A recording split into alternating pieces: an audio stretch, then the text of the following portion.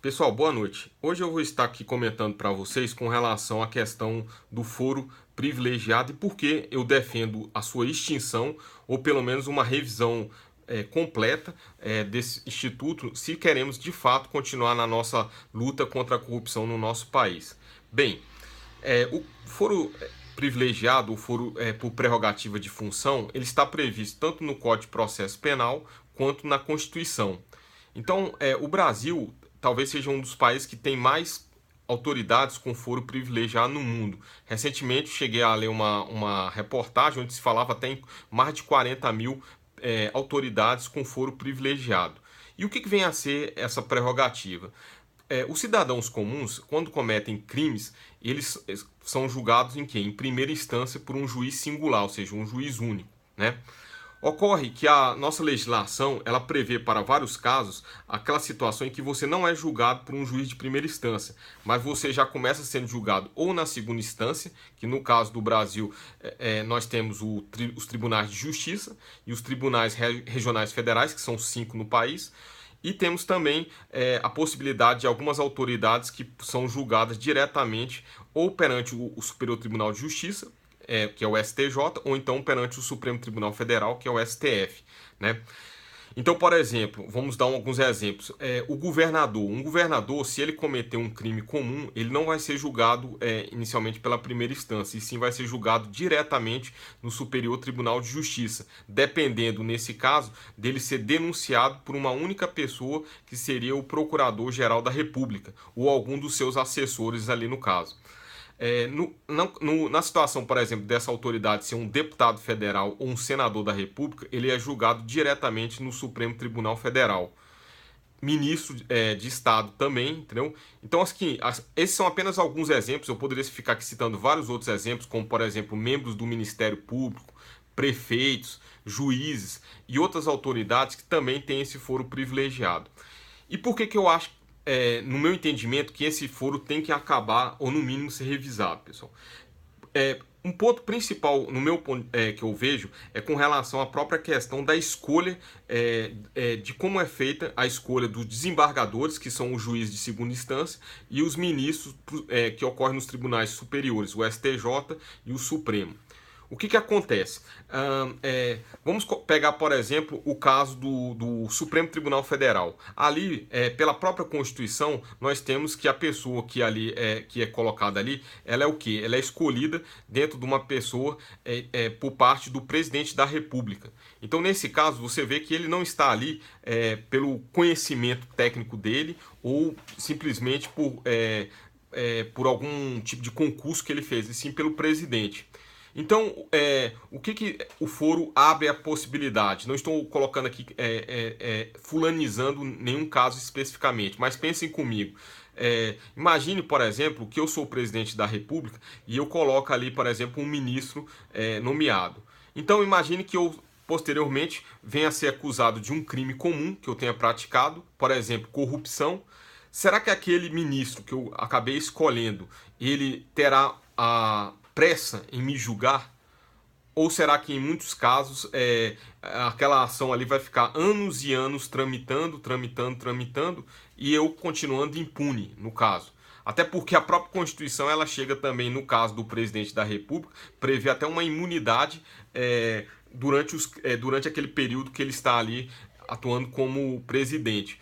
Mas aqui eu estou apenas exemplificando para vocês terem uma ideia de como questões políticas, muitas vezes não tornadas públicas, podem efetivamente fazer com que um processo desse demore anos e anos para que ele seja julgado. E aí o que pode acontecer?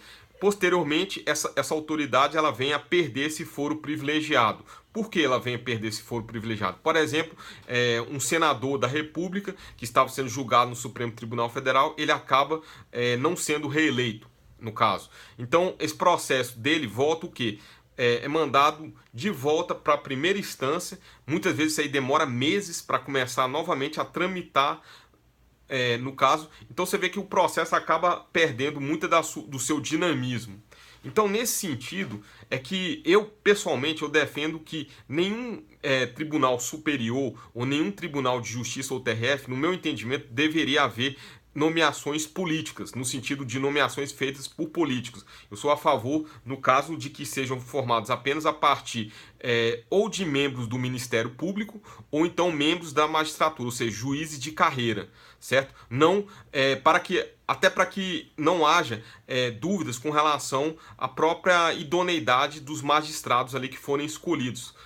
Porque a justiça é importante não apenas que ela seja honesta, mas para que ela apareça honesta para a sociedade. Porque se a sociedade não tem nem convicção acerca da honestidade de uma justiça, como é que fica esse país? Então, nesse caso, eu entendo que seria a primeira situação. Como eu acho que dificilmente ou praticamente impossível eles quererem modificar a Constituição no sentido de acabar com essas nomeações políticas para tribunais superiores e tribunais de justiça ou TRF da segunda região, é que o foro ele tem que acabar. Porque, infelizmente, se vocês fizerem uma pesquisa, no caso, você vai ver que há vários e vários casos envolvendo crimes atribuídos a políticos, e se você for analisar cuidadosamente ali o tempo de tramitação desse processo, é uma coisa absurda. Ainda mais quando levamos em consideração outro aspecto que eu também defendo, que esses tribunais, eles não são tribunais especificamente criminais como existem em alguns países. Eu, pessoalmente, eu defendo que exista um tribunal específico que cuide só da área criminal. Até por questões de especialização, no sentido de indicação de juízes que efetivamente tenham contato com essa matéria, que é uma matéria muito específica, e no sentido de dar uma maior velocidade aos julgamentos. Então, por exemplo, você vê que uma pequena mudança apenas pode fazer uma grande diferença. Eu poderia citar para vocês que até bem recentemente os políticos no Supremo Tribunal Federal eles só podiam ser condenados pelo plenário. E aí, no caso, houve uma mudança no regimento interno do Supremo Tribunal Federal, e a partir daquele momento passou-se a admitir que as próprias turmas, a primeira e a segunda turma, pudessem também condenar políticos. E com isso começou-se a ver começaram as primeiras condenações, no caso, que temos de políticos no Supremo Tribunal Federal, ainda muito engatinhando. Mas até bem recentemente, se vocês forem fazer uma pesquisa, praticamente o Supremo Tribunal Federal não tinha condenado ninguém. Então aí quando a gente vê uma situação dessa, sem querer questionar a idoneidade dos ministros, ou dizer que alguém ali é corrupto ou não, é uma coisa que chama a atenção, porque nós vemos quase toda hora, há anos e anos, casos envolvendo, digamos assim, acusações contra políticos. E aí a pergunta que aparece é o seguinte: por que o Supremo Tribunal Federal condenou tão poucos políticos até o momento? Aqui eu estou colocando o Supremo Tribunal Federal, mas essa ideia que envolve o foro privilegiado, ela pode ser tanto aplicada ao STJ, como ao Tribunal de Justiça, como ao TRF, entendeu? Então, nesse sentido, é que eu acho que, como um marco civilizatório, nós deveríamos acabar com esse foro privilegiado, ou pelo menos reduzi-lo bastante, para que talvez os crimes se referissem talvez a apenas algumas poucas autoridades, ou então apenas aquelas autoridades cometessem crimes durante os seus mandatos ali. Agora, não dá para dar uma verdadeira blindagem como ocorre hoje. Eu entendo até que a ideia do foro no início foi uma ideia excelente, porque buscava-se através do foro proibir que pessoas entrassem com ações, adversários políticos entrassem, por exemplo, com ações penais contra eventuais políticos, e aquele político, por exemplo, não pudesse, ou aquela autoridade, até trabalhar de tantas ações que ela teria respondendo, eventualmente ações sem pé e nem cabeça pelos seus adversários. Então, até que a ideia em si da criação do foro era interessante. Porém, o que a gente vê hoje é que esse garantismo tem se travestido numa verdadeira impunidade, entendeu? Ou seja, é como se a gente vivesse num país ideal, no caso, pelo menos perante a lei, só que quando a gente pega o Brasil prático, o Brasil do dia a dia, do hoje, você vê que realmente é um país que não se justifica em nada essa situação do foro, né? Uma vez que ele só tem acabado por atrasar bastante as próprias tramitações desses processos. Então essas são as razões, em síntese, das quais porque eu defendo o fim do foro privilegiado, ou pelo menos uma revisão completa desse instituto, né? E havendo qualquer comentário que vocês queiram fazer ou mandar, críticas, podem ficar à vontade, tá ok? Eu agradeço, muito obrigado.